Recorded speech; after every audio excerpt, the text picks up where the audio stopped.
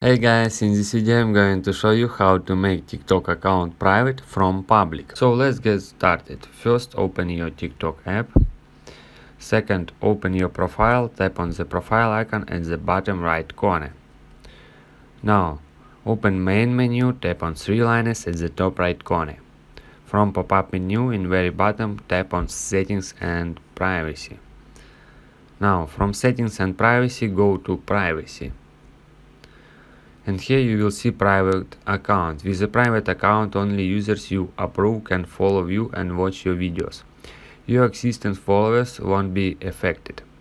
So, next step, swipe the slider to the right side to make your TikTok account private here.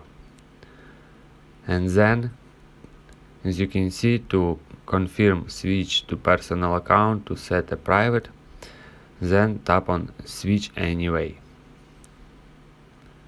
Switch it to personal account, then go back to your profile. If you make all things right, you will see on your profile here says private account. This means now your TikTok account is private. If you guys have any questions, let us know at the comment below. If not, don't forget to like and don't forget to subscribe.